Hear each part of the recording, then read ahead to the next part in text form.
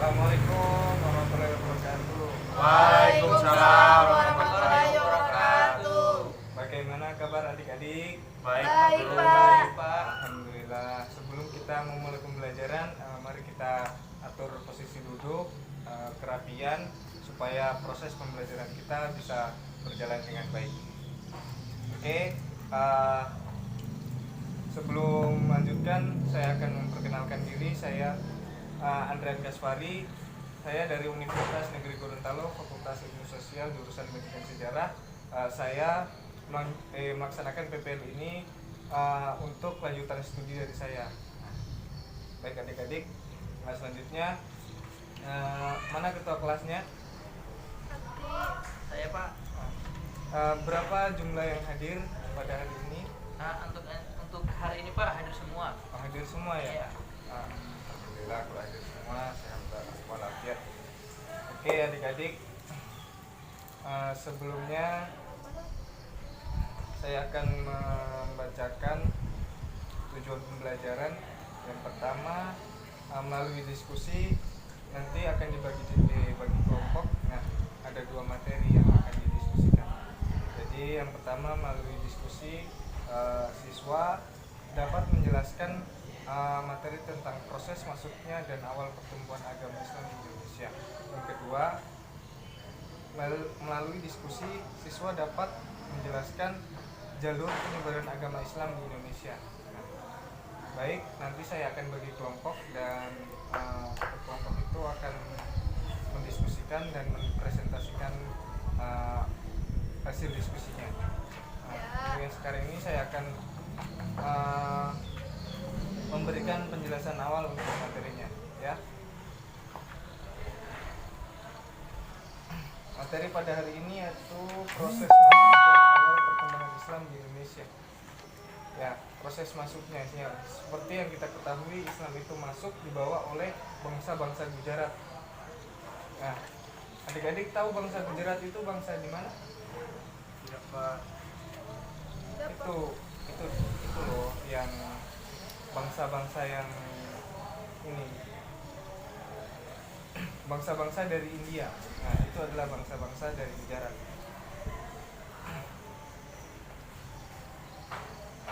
Baiklah, untuk selanjutnya mungkin langsung saja saya bentuk kelompok.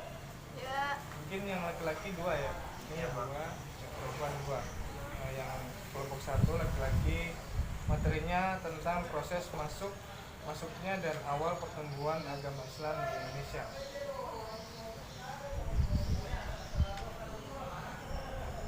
Yang kelompok 2, materinya jalur penyebaran agama Islam di Indonesia. Ya.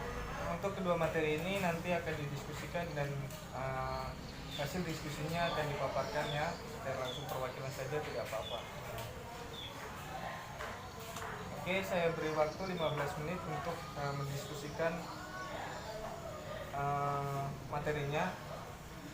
Terserah nanti mau dicari di mana sumbernya, atau ini kan sudah ada buku, jadi bisa dicari di buku, atau bisa juga ditambahkan dari internet. Jadi silakan dicari sumbernya ya. Saya persilakan. Waktu yang saya berikan sudah selesai. Apakah sudah? Sudah, Ya. Pak. Nah, untuk yang selanjutnya silakan dari kelompok 1 atau 2 memaparkan materinya.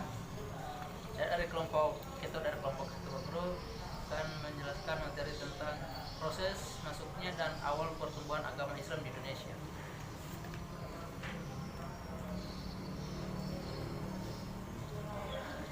Pendapat pertama Islam masuk ke Indonesia pada abad ke-7 berdasarkan beberapa fakta, antara lain sumber sejarah dari catatan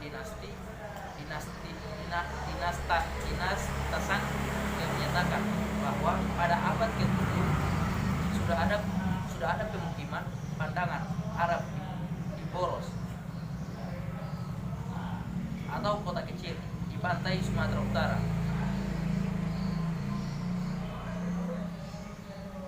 Dan yang kedua, pendapat kedua, Islam masuk ke Indonesia pada abad ke-11, yaitu dibuktikan adanya makam seorang muslimah bernama Fatimah binti Maimun di di Lerang Gresik, Jawa Timur.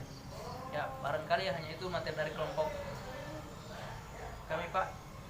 Ya, terima kasih. Untuk yang selanjutnya kelompok 2 silakan. Baik, nama saya Sri Dayanti Sari Daud. Saya akan memaparkan materi saya, yaitu jalur penyebaran agama Islam di Indonesia.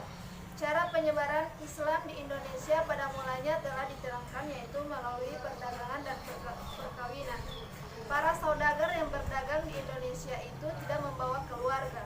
Mereka kemudian menikah dengan penduduk setempat setelah terlebih dahulu mengislamkan calon istrinya.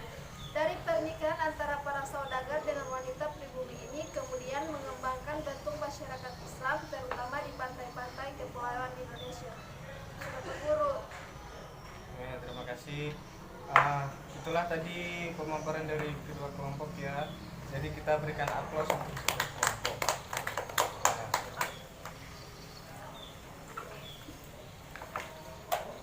Itu tadi pemaparan dua kelompok tadi sudah benar. Ya, saya tinggal meluruskan sedikit.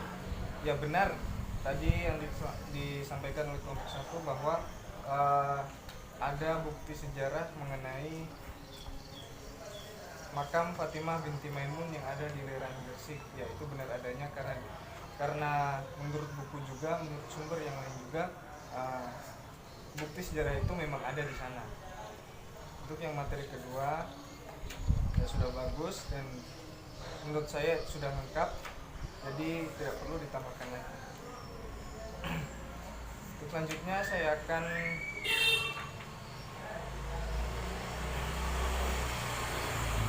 memberikan PR karena waktu sudah mepet juga. Baik, untuk kelompok 1 berdasarkan materinya itu membuatkan 10 nomor tanya jawab. Yang kelompok 2 sama begitu ya, berdasarkan materinya juga nanti dibuatkan 10 nomor tanya jawab. Nanti insya Allah kita akan bertemu lagi minggu depan dan tugasnya tolong dikerjakan, nanti dikumpulkan ke saya ya. Terima kasih. Wassalamualaikum warahmatullahi wabarakatuh. Waalaikumsalam warahmatullahi wabarakatuh.